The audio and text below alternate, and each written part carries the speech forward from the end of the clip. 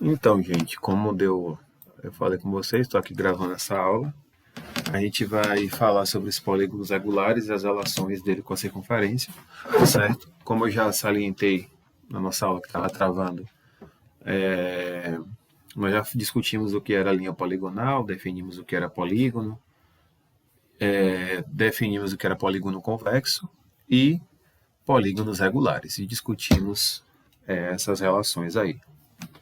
Na nossa aula de agora, nós vamos falar sobre definir o que é ângulo central do polígono, depois falar como é que é sobre polígonos inscritos e circunscritos, é uma circunferência, e a relação entre os polígonos e as circunferências. Como é que a gente pode estabelecer essas relações aí? Primeiro, vamos lembrar sobre a ideia de polígono inscrito ou circunscrito, uma circunferência, beleza? A gente diz que um polígono está inscrito em uma circunferência ou que a circunferência está circunscrita ao polígono quando todos os seus vértices pertencem a essa circunferência. Então, o polígono está inscrito na circunferência quando ele está dentro da circunferência e o polígono a circunferência está circunscrita, o processo contrário, quando ela contém o polígono. Certo? Como aqui nós estamos vendo esses dois casos aqui, ó. Triângulo inscrito na circunferência e a circunferência circunscreve o triângulo. Aqui, esse hexágono, esse heptágono aqui, 1, 2, 3, 4, 5, 6, 7.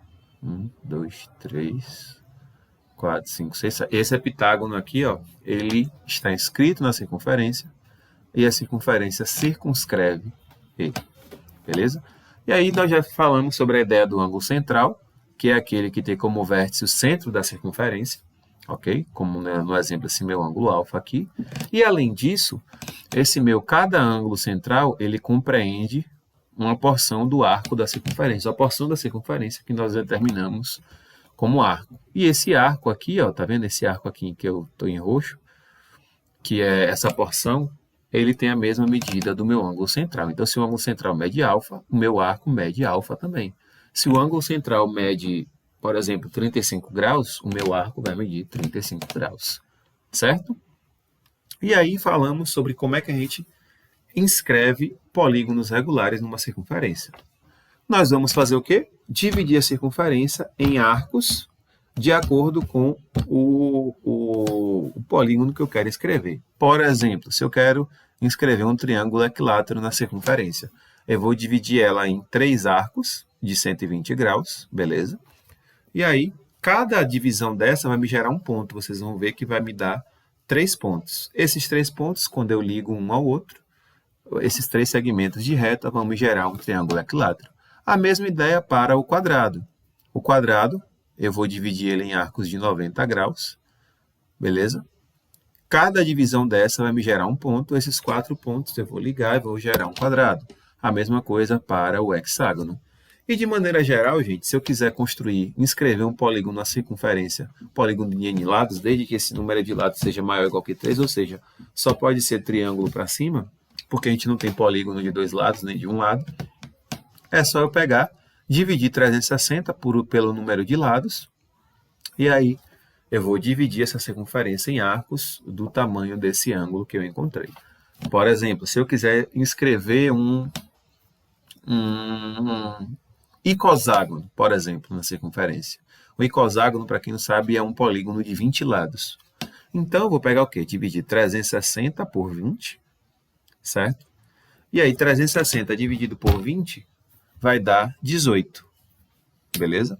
Então, 18 vai ser o tamanho do arco da circunferência que eu vou ter que delimitar. E quando eu delimitar arcos de 18 graus sobre a circunferência, esses pontos, quando eu ligar, vai me gerar um polígono de 20 lados, ou seja, vai gerar o meu icoságono. Então, isso aqui vale para quaisquer polígono regular que eu queira inscrever na circunferência.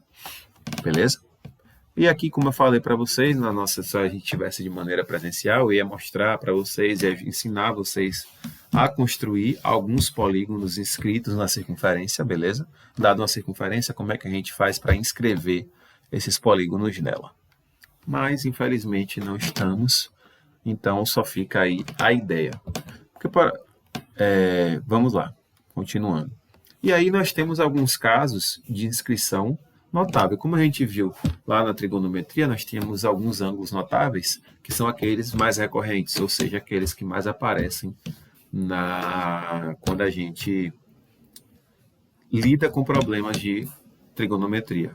Aqui é a mesma coisa. Quando a gente fala em relação a polígonos inscritos na circunferência, tem 3 polígonos que se destacam: o triângulo equilátero, o quadrado e o hexágono. Falando aqui primeiro do quadrado, do triângulo equilátero, logo de cara a gente já tem que lembrar quanto que vale a altura desse meu triângulo equilátero. A gente já sabe que, pelo teorema de Pitágoras, a gente encontra que a altura do triângulo equilátero é igual a L raiz de 3 sobre 2. Por quê? Porque no triângulo equilátero, quando eu traço a altura é o segmento perpendicular a um dos lados, que passa pelo vértice, e é perpendicular ao lado oposto.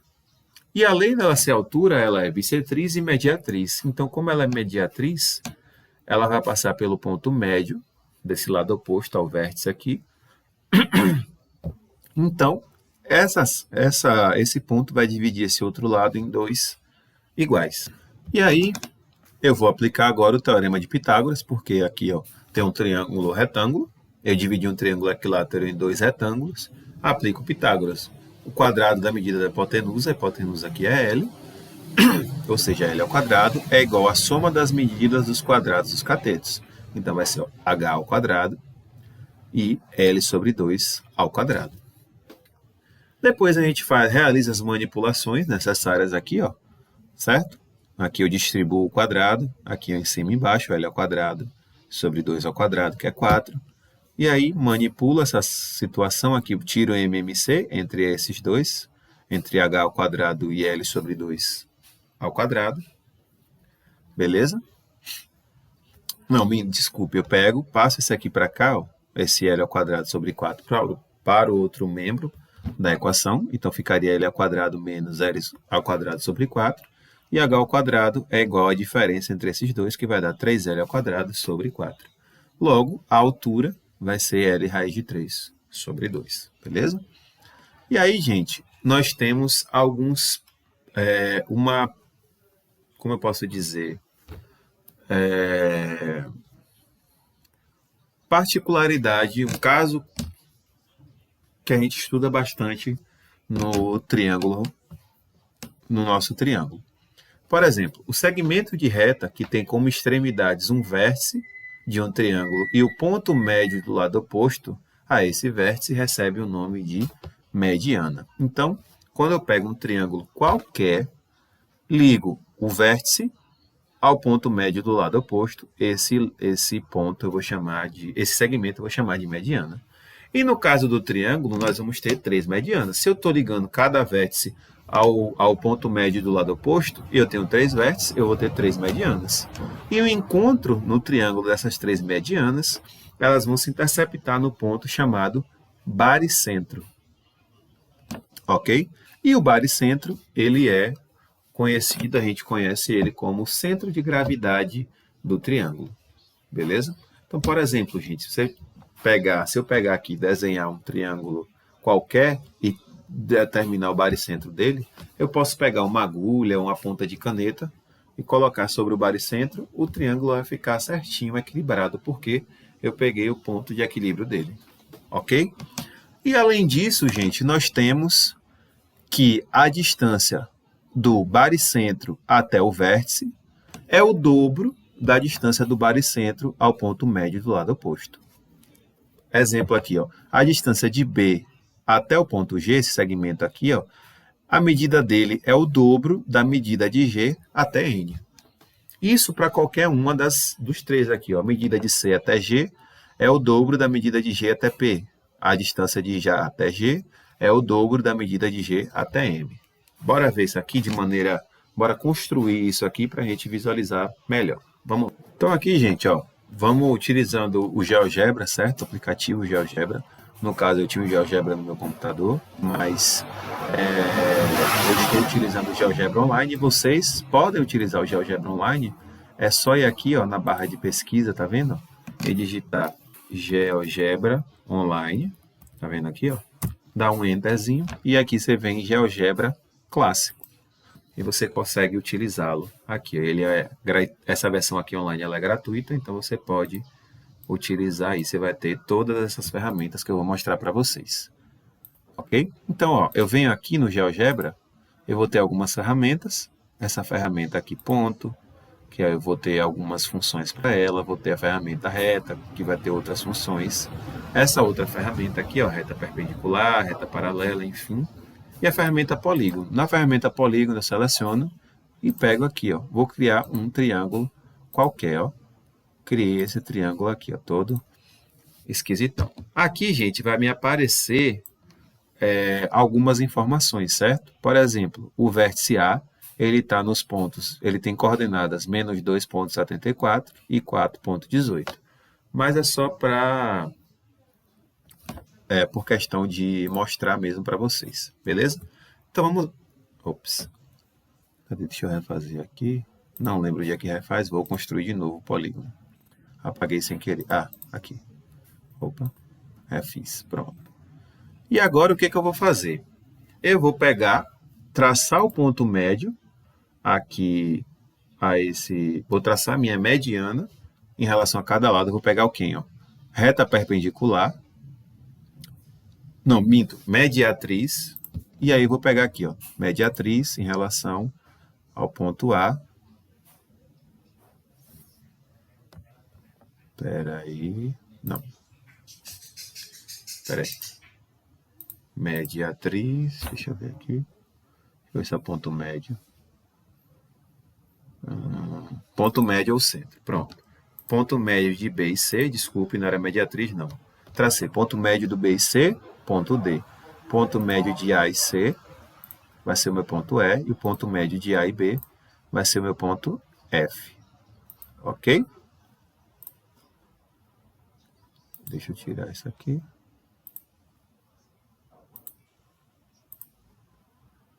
Ok? Então, os pontos... O ponto D é o ponto médio entre B e C. O ponto E, o ponto médio entre A e C. E o ponto F, o ponto médio entre A e B. Beleza? E aí, o que vai acontecer? Ó? Vou pegar a ferramenta aqui, ó, segmento. Vou traçar o segmento AD. Vou traçar o segmento FC. E vou traçar o segmento BE aqui. Ó.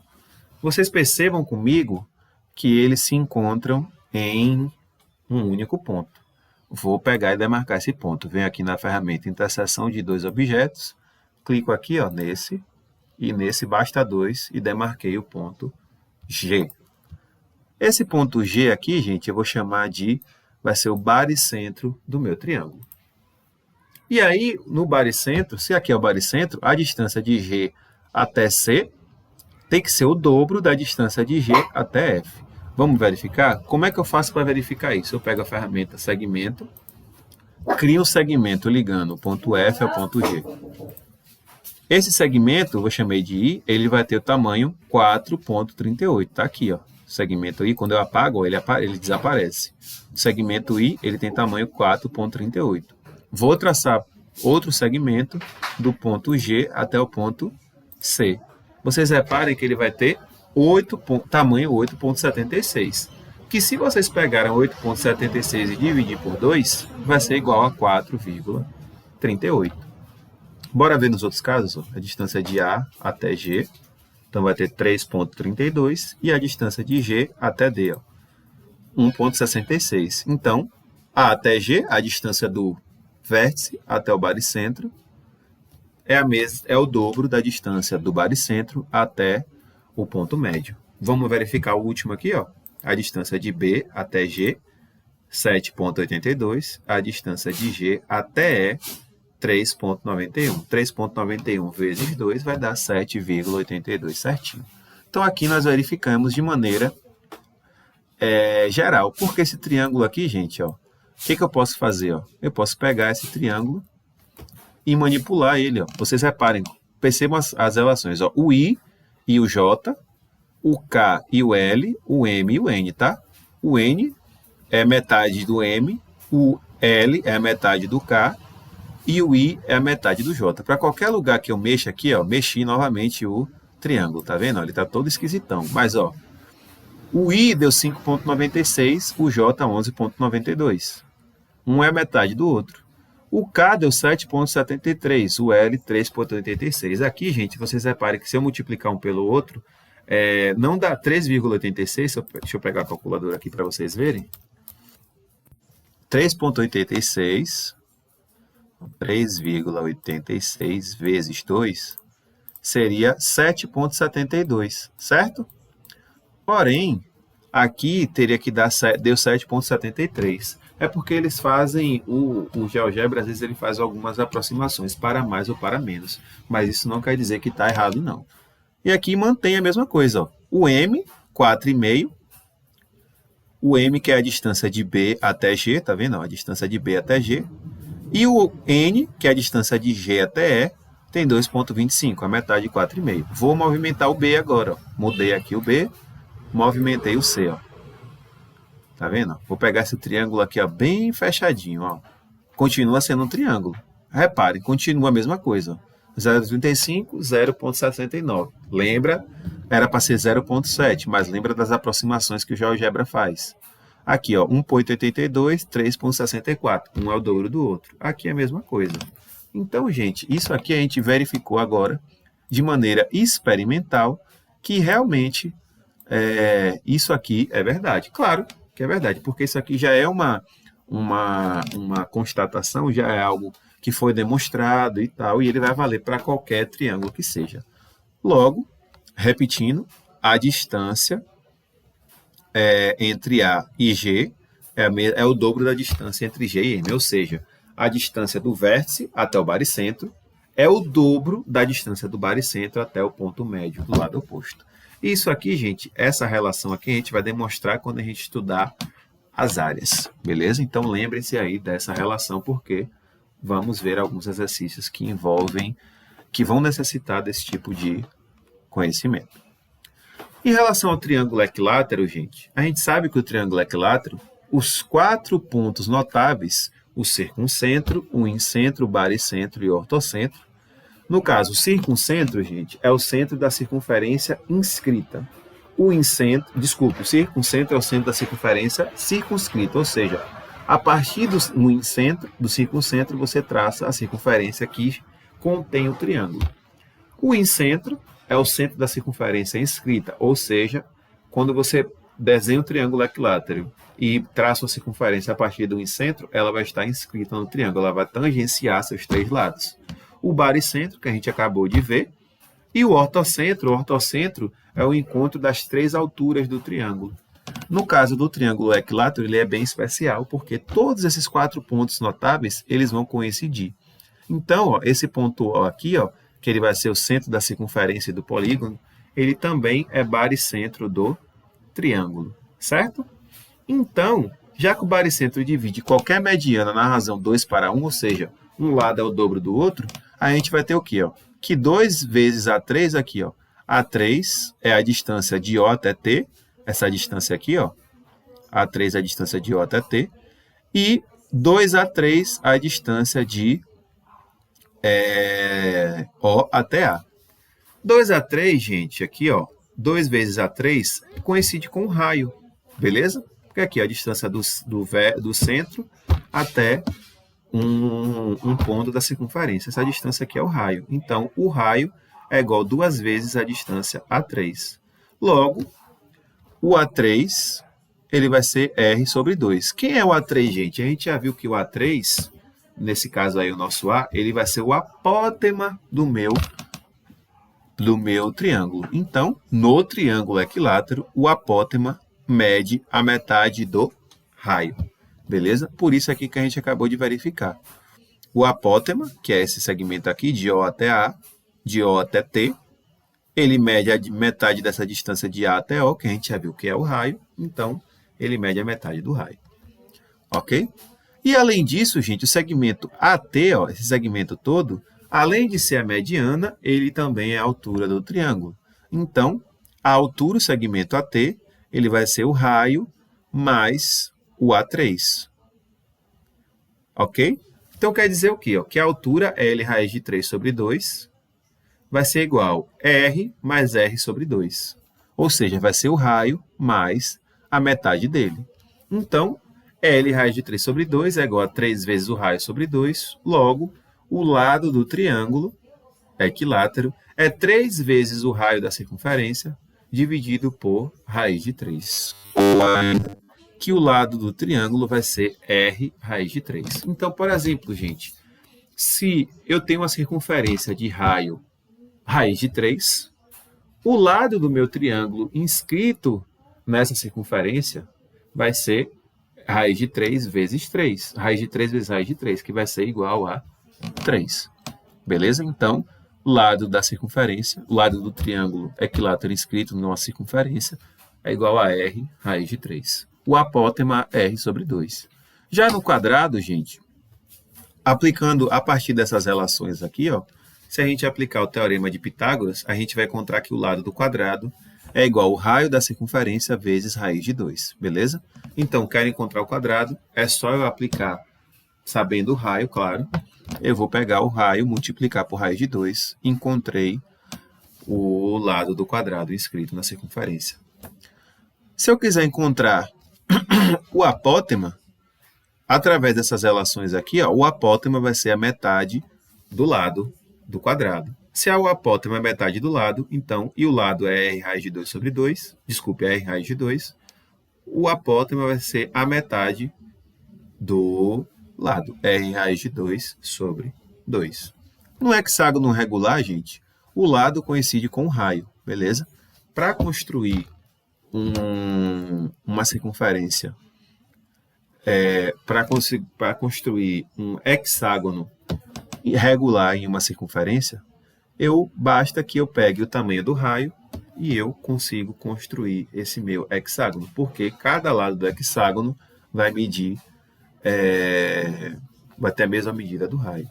E o apótema vai ser a altura de um desses triângulos. Portanto, então aqui ó, o apótema vai ser a altura de um desses triângulos equiláteros. Logo, o apótema do hexágono vai ser R raiz de 3 sobre 2. E por último, mas não menos importante, o comprimento da circunferência. A gente já sabe, gente, que o comprimento da circunferência é igual a 2πr. Mas por que ele é igual a 2πr? Vamos verificar aqui, ó. Para a gente calcular esse comprimento aproximado, a gente precisa envolvê-la com o barbante, vai fazer experimento com vocês. Você pode pegar qualquer circunferência aí, um CD, por exemplo, se alguém tiver CD, não sei, qualquer coisa, um copo, pega um barbante, passa em volta do copo. E depois você pega, estica esse barbante. Você vai verificar que esse barbante ele é 3 vezes o raio, o tamanho do raio do copo, e vai sobrar um pedacinho, certo? Vai sobrar esse pedacinho aí. E aí, gente, esse pedacinho